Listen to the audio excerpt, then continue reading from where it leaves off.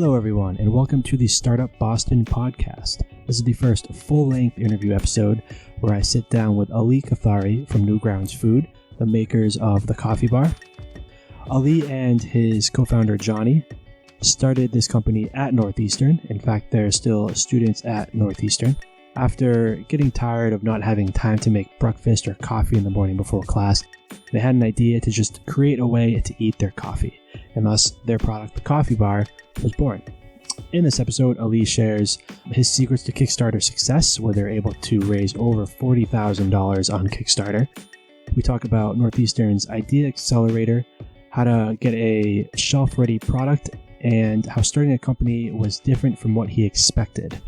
If you enjoy the episode, remember to subscribe to the podcast and write me a review. It really helps with getting new listeners, as well as giving me feedback on what you like. For anything mentioned, there are links in the show notes, which can be found at startupbostonpodcast.com. And I'll see you on the other side. Enjoy the episode. Ali, thanks for coming on the show today.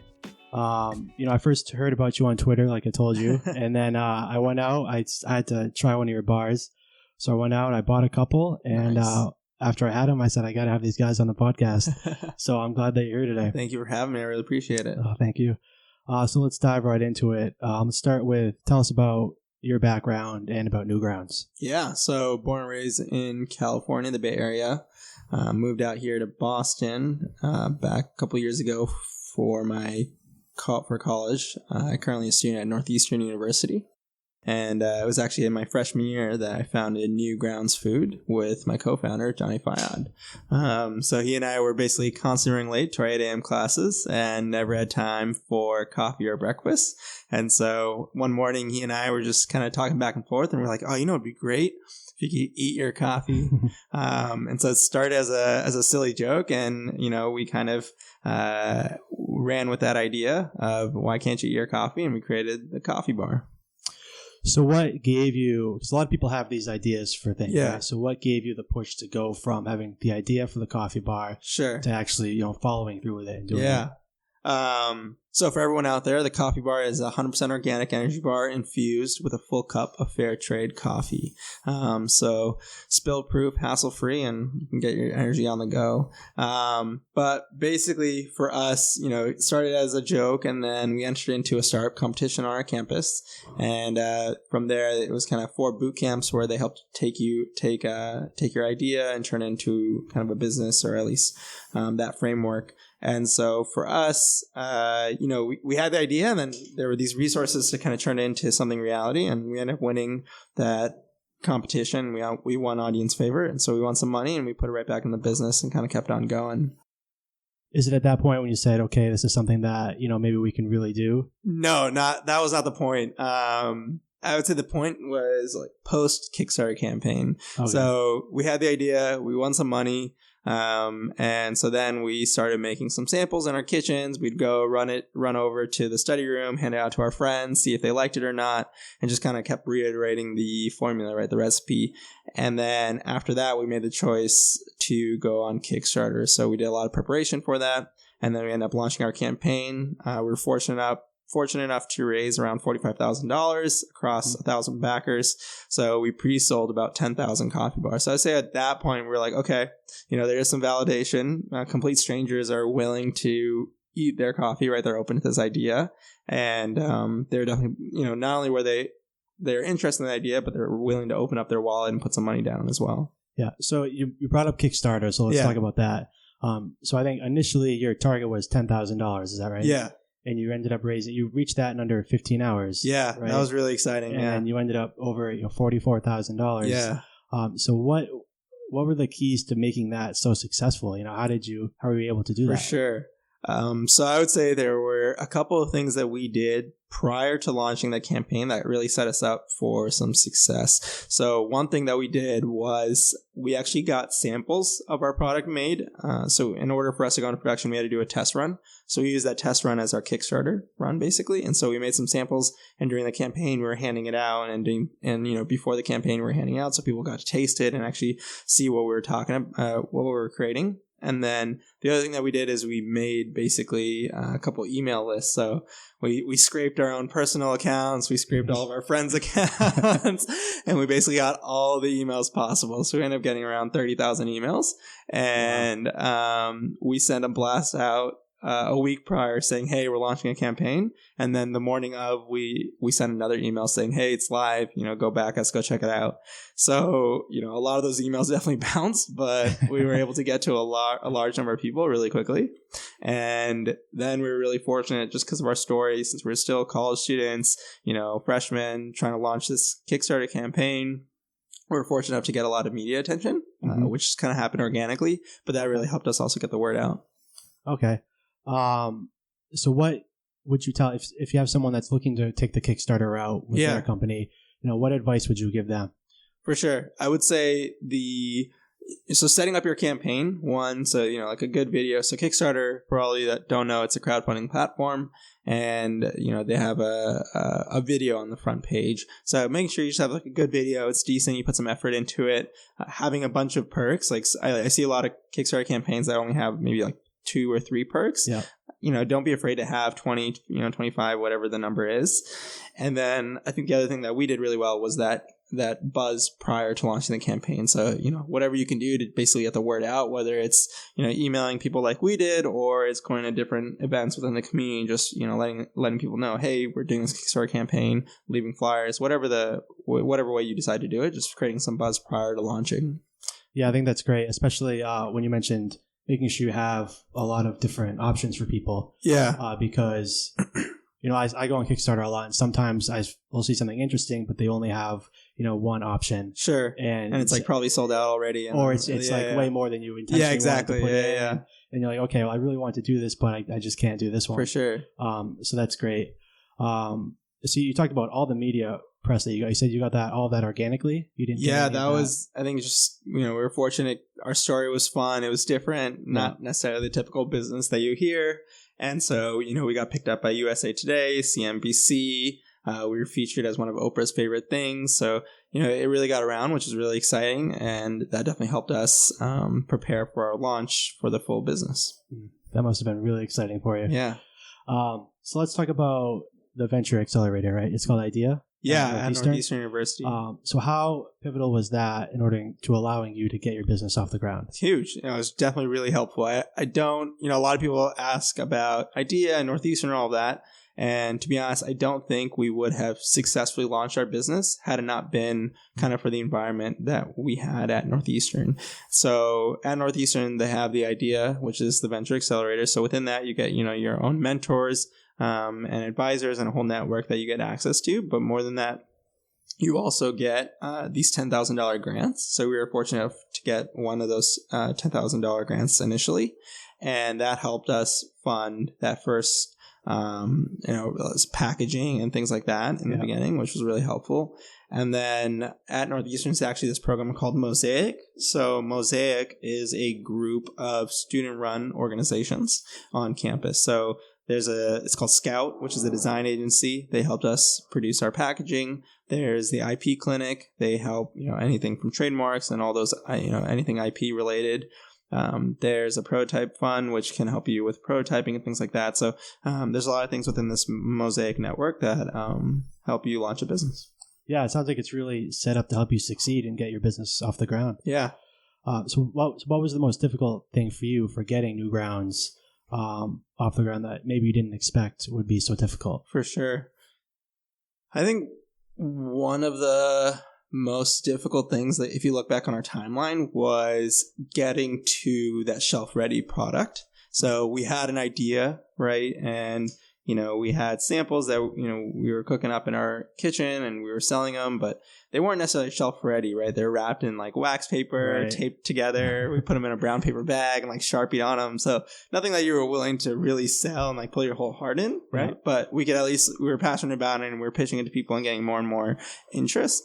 But I think the hardest point was like getting to that point where we had an actual box, actual package, bars that were willing to go to a retailer and say, hey, put this on your shelves. It looks great. And people are going to buy it. Mm-hmm. So let's talk about those samples real quick. Sure. Tell me this story, because I read online that when you're first making your samples, you had made the bars and they had the equivalent of 10 cups of coffee in them. Is that true? That is true. Wow. So one of our first batches, we were still trying to figure out, okay, how do we get the coffee into the bar? And so we were doing some math basically on how much coffee by weight would we need.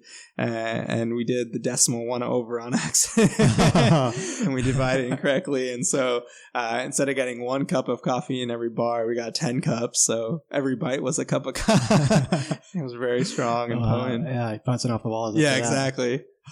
You mentioned getting your product into the store. So how did you approach that process? Did you approach the stores directly? Yeah. Getting your product in? Did you go like store by store? Yeah, exactly. Yeah. When we first started, we were just hustling.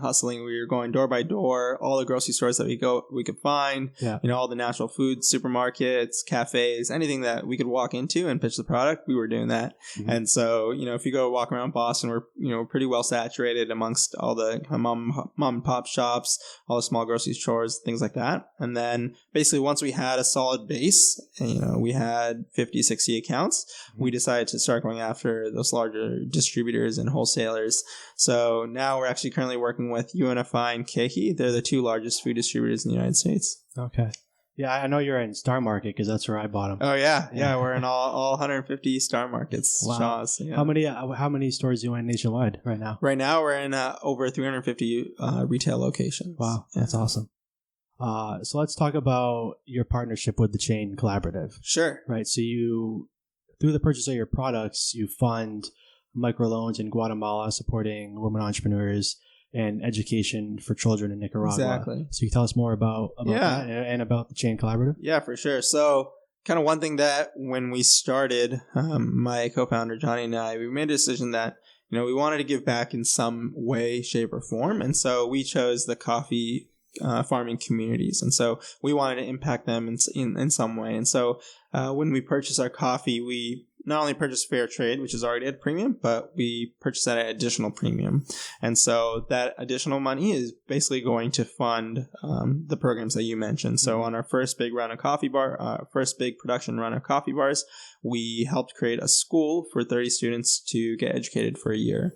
And then after that, the next project we did was for those revolving loans for about 20 women entrepreneurs, and that's helping them with any kind of part of their business that they want to grow. So like how we like to say it is, first we were students helping students, and then entrepreneurs helping entrepreneurs. And so we'll see what we do next. I like that.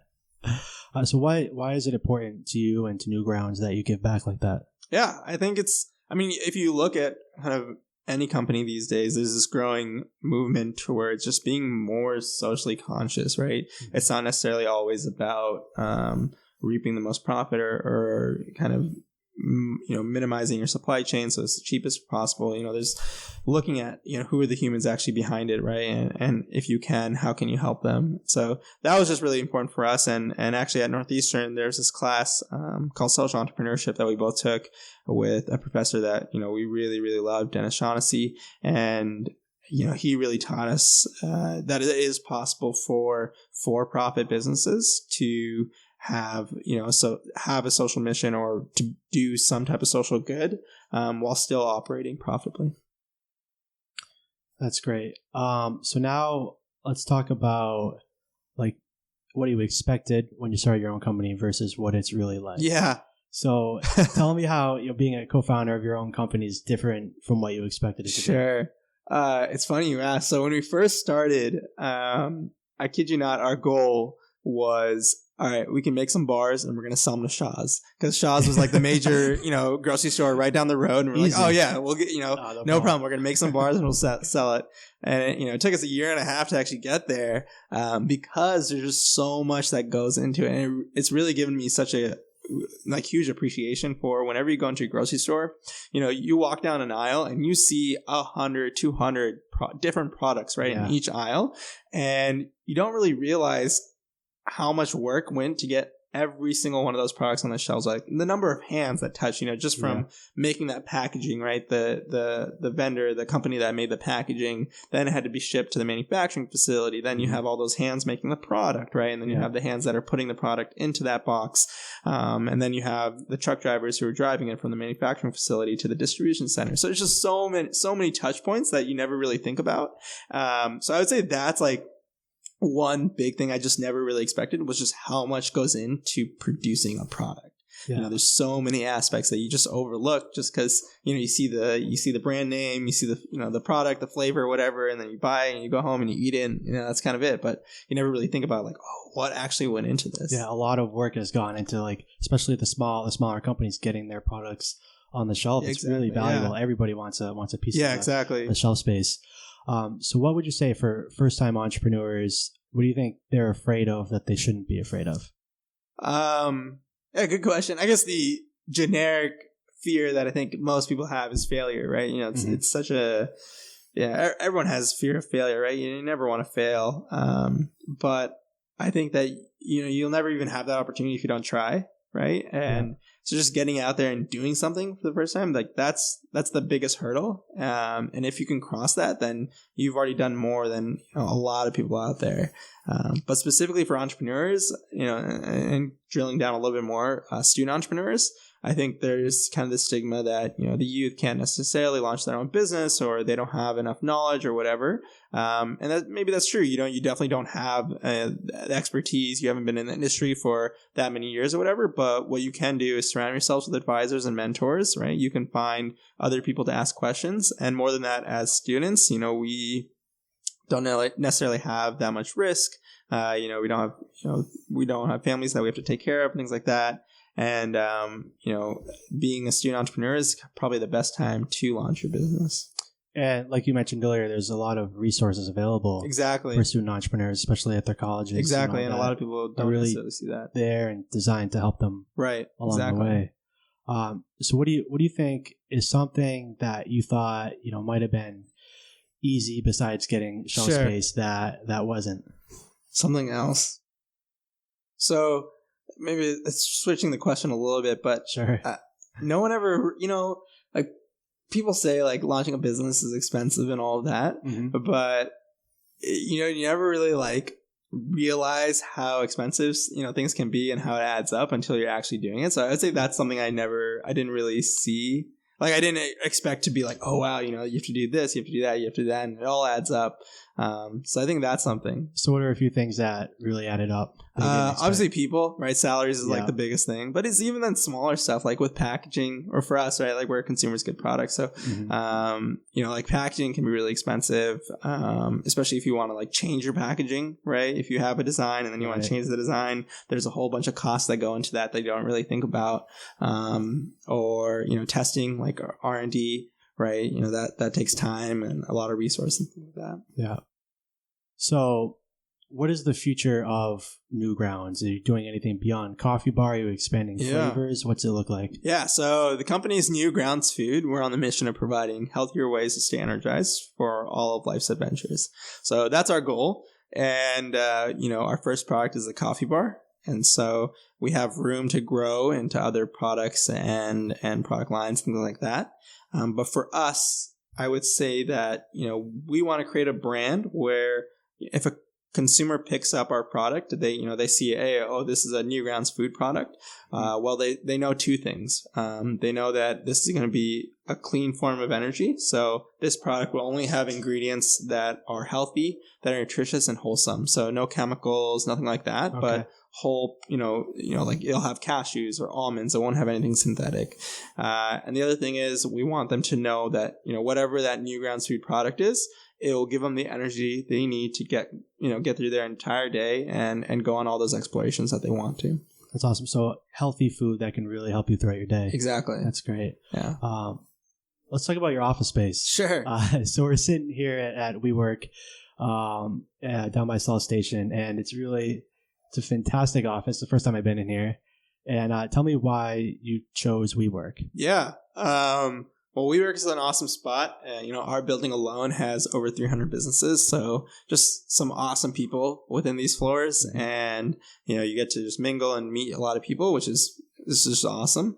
But for us, I think one thing that we really liked about WeWork was, when Johnny and I were first starting, right, it was just him and I, and then maybe, we added a couple people here and there, but the culture was majority our personalities, right? And so when we were able to move into WeWork, we were able to kind of latch on to the culture that was within this building.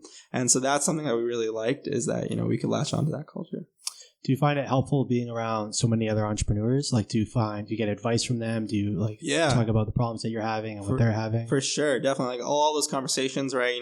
When we meet people, if we have any questions, we can always ask for things like that. But also more, I would say, is like partnerships and just like cross-pollination, if you will, between all these companies. Like there's a company on one of the floors that we're using for whenever we go out and do demos, we need to keep track of like how much product we use, who was doing the demo, all that stuff. There's another company on this in the building that we use on our website for like the pop-ups to collect emails, things like that. So just you meet a lot of other companies that are like, oh, hey, yeah, we could benefit by working together or something like that. Okay. Let's go into, we have the rapid fire questions. Okay. Not necessarily rapid fire answers. So let's start with the first one. What's your favorite flavor coffee bar? Coconut mocha. That's my favorite. Yeah. Too. That's the one I had. Coconut's like the craze. Yeah. I haven't had the mocha one yet because they didn't have that at Star Market, but sold out. I'm gonna try it. I'll try it. What's your favorite place in the city to grab a cup of coffee? Jaho, I really like. That's a fun coffee shop right down the road. Down by South Station? Near Chinatown, actually. Okay. It's a little bit different, yeah. Or Ogawa Coffee. Have you heard of them? There's like this coffee shop, and they basically have like different baristas every day, and each barista has their own cup of the day, if you will, like their own, their special brew. You go in, and there's no tables or anything, but it's like stadium seating, these wooden seats. Like, it's just a cool environment to be in. Yeah, they really like take the coffee seriously, and it's really nice. That's cool. You could try something different every day. Yeah, that's nice. If you could have a cup of coffee or a coffee bar with anyone living or dead, who would it be and why? Tough question. I feel like I'm a huge fan. I feel like a lot of people are of Tesla.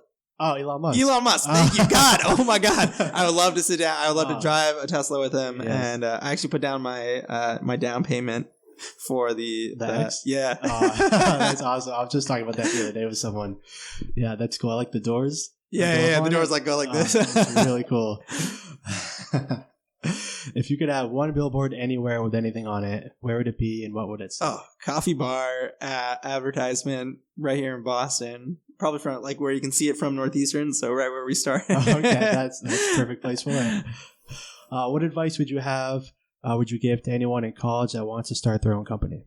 Do it. Just go for it. It's so simple. I know it takes like a lot to, like I said, just starting is the biggest hurdle. But you don't have a lot of risks. Like I said, there's a lot of resources. Just do it.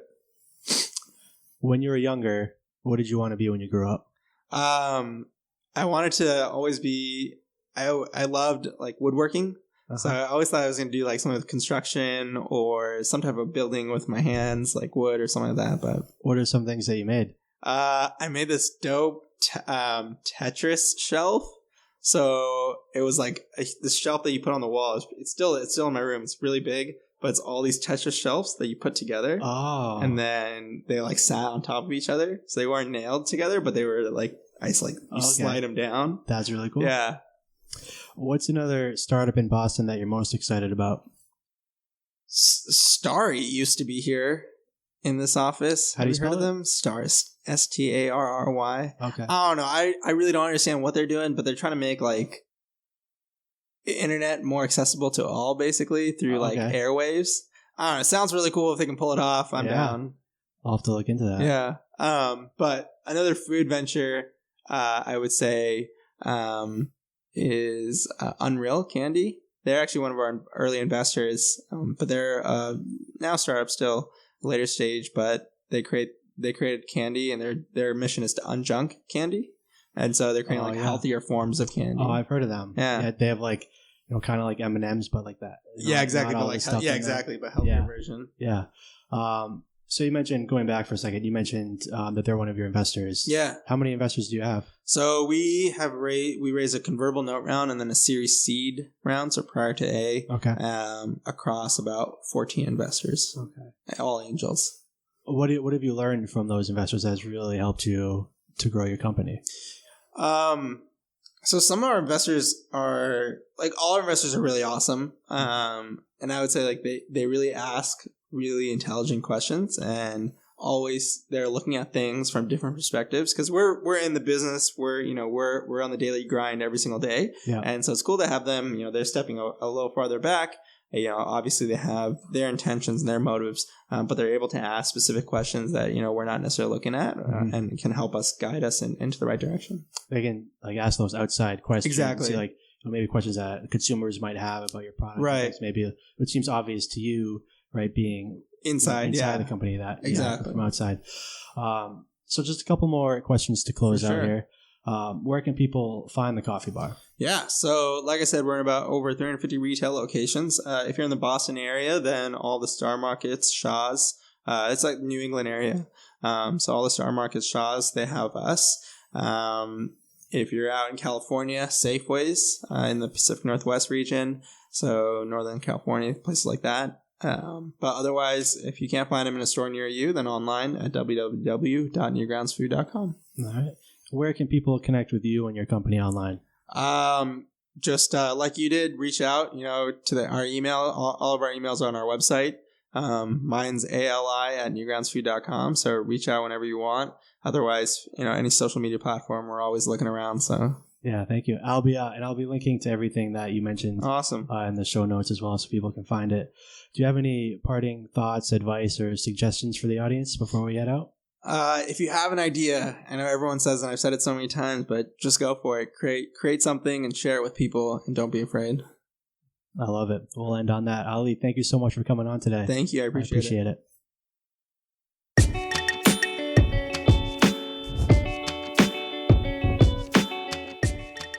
If you enjoyed this episode, please go and subscribe to this podcast on iTunes and write a review.